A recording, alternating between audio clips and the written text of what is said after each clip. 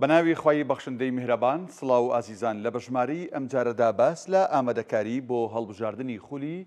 شەشەمی ئەنجومەنی نوێنەرانی عراقەکەین لەلایەن کۆمیسیۆنی باڵای سربەخۆی هەڵبژاردنەکانی عراقەوە. طبعاً بڕیار دراوە کە لە ڕۆژی یانزەی ئەم ساڵ واتە لە ساڵی 2025 هەڵبژاردن بۆ خولی شەشەمی ئەنجومەنی نوێنەرانی عراق بەڕێوە بچێت و هەر پارێزگایەک یەک بازنە دەبێت وەکو جاری پێشوو نابێت کە هەموو عراق کرا بە 83 بازنە ئەنی قەزا و ناحەکان و سنتەری شارەکان شاری وە هەبوو سێ با بڵێن باز نەبوو هەبوو چوار باز نەبوو وەکو شارە گەورەکانی وەکو مووسڵ و بەغداد و ئەوانە یان هەولێر و سلێمانی سێ بازنە و دوو بازنە بم شێوازە بەڵام ئەم جارە هەر پارێزگایەک یەک بازنێ واتە 18 پارێزگامانێ لە عراق جگە لە هەڵەبجەکە تا ئێستا بابەتە فەرمیەکانی تەواو نەبووە هێشتا نەگەیشتۆ بۆی کە وەکو پارێزگایەک تەعاملی لەگەڵ کرێ هەڵەبجەش هەر لەسەر سلێمانیە بۆیە هەر پارێزگایەک یاساکەی پێشوو هەموار کراوەتەوە هەر پارێزگایەک بازنەیەکی هەڵبژاردنە کۆی بازنەکان 18 بازنەی هەڵبژاردنە باش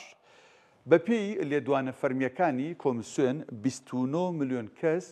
مافی بەشداریان هەیە لە هەڵبژاردننی یانزەی ساڵی 2025 بۆ خولی شەشەمی ئەنجومەنی نوێنەرانی عراق بەڵام لەو ژمارەیە تەنیا 21 ملیۆنیان کارتی بایۆمتریانەیە کە ئەمە مەرجی سەرەکیە بۆەوەی کە کەسێک کە مافی هەیە بتوانێت دەنگ بات دەبێت کارتی بایۆمەتری هەبێت کە لەو ژمارەیە لە 29 ملیۆنەکە 21 ملیۆن هاوڵاتی لە عراقا بە هەرێمی کوردستانیشەوە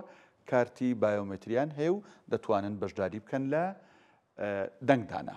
ژمارەی کاندید زیاتر لە 7,000 کاندیدا بۆیە بە ڕێکوپێکی یا بە دروستی بە دقیقی نەمان و تۆچەنێ چونکە کاندیدەکان لەوەیان با بڵێن دراون بە وەزارەتی خوێندنی باڵا و پەروەردە و ناوخۆ و ئەم بابەتانە بۆی کە بزان ئایا کەمەکە ئەم کاندیدانەی کە هەیە بۆیە لەوانەیە گۆڕانکاری بەسەرا بێت و تا ئێستا لەم 7,000 کاندیدەی کە لە کاندیدی تاکەسی و لە لیست و لە هاوپەیمانی و لە حیزبەکانە هەن تا ئێستا لە سەرانسەری عراقا 7 کاندید تا ئێستا دوور خراونەتەوە لە پرۆسەکە لەوانەیە ئەم ژمارەیە زیاتریش بکات لە ڕۆژانی داهاتووە. باش لە سەرانسەری عراقا 31 هاوپەیمانی هەیە بۆ ئەم هەڵبژاردنە و 38 حیزب بەشداریەکە و 76 کاندیدی تاکە کەسیش بەشداریان کردووە بەڵام لە هەرێمی کوردستان نە لە سلێمانی نە لە هەولێر کە دوو شاری گرنگن و جێنفوسی یەکێتی و پارتین لە هیچ یەکێک لەمانە هیچ هاوپەیمانێکی نە لیستەکانی دەسەڵات نە دەرەوەی دەسەڵات دروست نەکراوە. باش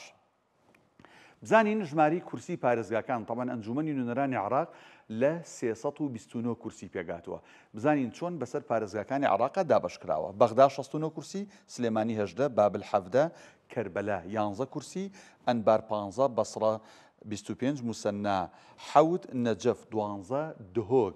11 کورسی کەرکووک 12 زیقار 19 واسط 11 کورسی هەروەها دیالە 14 هەولێر 15 نینەوە 31 میسان 10 دیوانیە 11 سەلاحەدینیش 12 کورسی بۆ دانراوە. بابینە سەر هەرێمی کوردستان سێ پارێزگاکەی دهۆک هەولێر سلێمانی بەم شێوازێ سلێمانی 18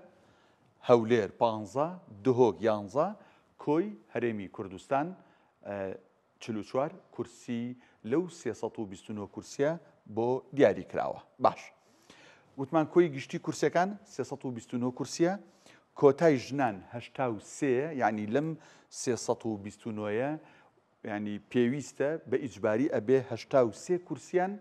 ئافرەت بێگەر بەدەنگی خۆیان نیان هێنا دەبێ بە کۆتا 83 کورسی بۆ ئافرەتان دابدرێ کۆتای پێگاتەکان 9 کورسیەواتە لەسەر 320 کورسی هێزولایەنە سیاسیەکان کێبڕکیانە ئەو 9 کورسی تر بۆ پێکاتەکانە لە عراقدا 9 کورسیان بۆ دیاریکراوە طبعاً بەپێی دوایین سەرژمێری لە عراقا عراق بە هەرێمی کوردستانیشەوە زیاتر لە 46 ملیۆن کەسە ئەگەر ئەمە پەیڕوو کرایەوە لە دەستوری شاڵە بۆ هەر 100,000 کەسێک یەک کورسی پەرلەمانی هەیە دەبوو نزیکەی 460 بۆ 61 کورسی پەرلەمان دابنرایە بەڵام ئەو سەرژمێریە بۆ ئەم هەڵبژاردنە کاری پێ نەکراوە چۆن پارێزگای هەڵەبجە کە ئێستا بۆتە پارێزگا بۆ ئەم هەڵبژاردنە ئیشی پێ ناکرێت. وتمان بەپێی دەستور یەک کورسی نوێنەرایەتی 100,000 کەسەکە لە پارێزگاکەی، ئاماری دانیشتوان 46 ملیۆن و 118,000 کەسە بەپێی دوایین ئاماری سەرژمێریکەکرا بەپێی دەستور دەبێت 460 بۆ 61 کورسی وایە، بەڵام ئەمە بۆ ئەم هەڵبژاردنە کاری پێ ناکرێت. باش ئەو کارمەندانەی کە پرۆسەکە بەڕێوە بن کۆمیسیۆن پێویستن بە نزیکەی 250,000 کاندیدا. ئەوانی داواکاریان پێشکەش کردووە لە عێراقا زیاتر لە 825,000 کەس بۆ ئەم 250,000 بڵین